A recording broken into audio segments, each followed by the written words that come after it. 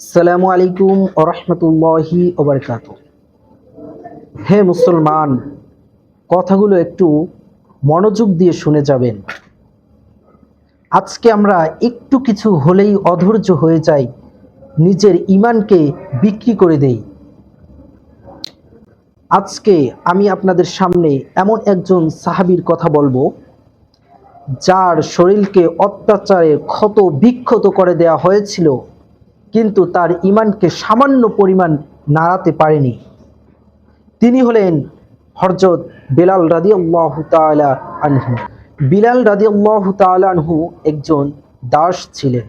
তার মালিক ছিলেন উমাইয়া ইবনুল খালদ।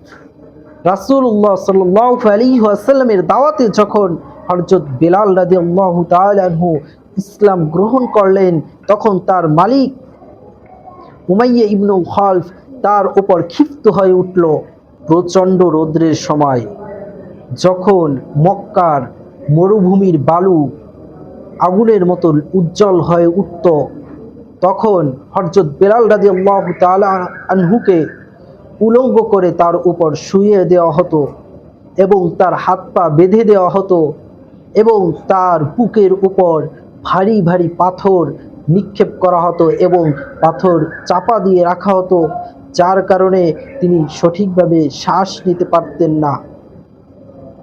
এইরকমভাবে অত্যাচার নির্যাতন তার উপর করানো হতো এবং বলা হতো যে তুমি মুহাম্মাদের ধর্ম ত্যাগ করে আমাদের ধর্মের দিকে ফিরে আসো।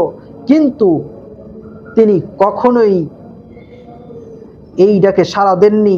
তিনি বলতেন আহাদ আহাদ, অর্থ আল্লাহ এক, আল্লাহ এক।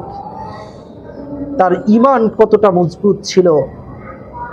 এরপরেও যখন তাকে দিয়ে স্বীকার করাতে পারছিল না, তখন তার গলায় রশি বেঁধে মক্কার রাস্তায় টেনে হিঁচড়ে বেড়াতো এবং বলতো মুহাম্মদকে অস্বীকার করো, মুহাম্মদের খোদাকে অস্বীকার করো, লাত উজ্জার দিকে ফিরে আসো। কিন্তু হযরত বিলাল রাদিয়াল্লাহু তাআলা আনহু অনড়। তিনি শুধু বলতেন আহাদ আহাদ। এই দুটি শব্দ, যার অর্থ হচ্ছে আল্লাহ এক, আল্লাহ এক।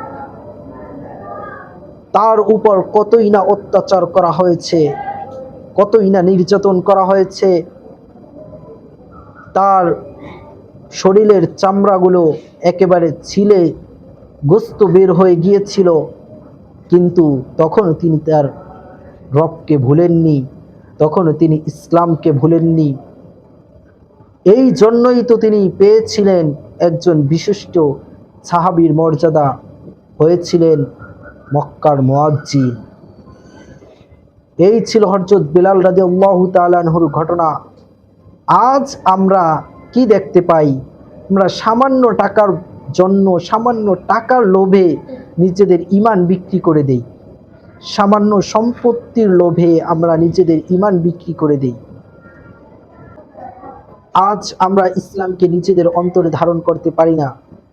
আজ আমরা নামে মাত্র মুসলমান হয়েছি, কিন্তু মুসলমানের গুণ আমাদের ভিতর খুবই কম। আজ আমরা কোনো রাজনৈতিক দলে থাকলে মনে করি এটাই আমাদের ধর্ম, এটাই আমাদের কর্ম। আমরা সেইভাবে নিজেদের ধর্মকে ভুলে গিয়ে ওই ধর্মকে বড় মনে করি, যা আমাদের বাংলাদেশেও অনেকখানি বিরাজমান। আমরা দেখতে পাই বিভিন্ন দলের লোক যার যার দলকে মনে করে যে এটাই তাদের ধর্ম, অন্য কোনো ধর্ম তাদের অন্তরে নাই। এটা তো শুধুমাত্র দুনিয়ার একটু ক্ষমতা লোভের কারণে আমরা এইরকমটা করে থাকি।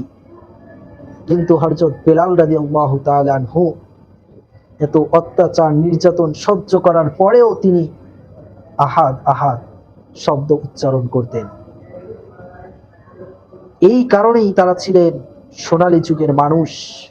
এই কারণেই তারা হয়েছিলেন সর্বকালের সর্বশ্রেষ্ঠ সাহাবীদের মধ্যে।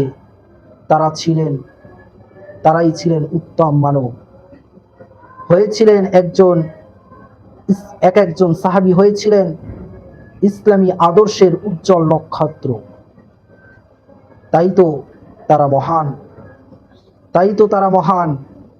চলুন, আসুন আমরা সকলে মিলেই সাহাবীদের পরিপূর্ণভাবে অনুসরণ শুরু করি এবং সাহাবীদের জীবন যেভাবে পরিচালনা করেছেন আমরা ঠিক তেমনিভাবে আমাদের নিজেদের জীবনে সেইভাবে পরিচালনা করি। আসুন ভাই, আমরা ঐক্যবদ্ধ হই এবং ইসলামকে আমাদের জীবনে ধারণ করি।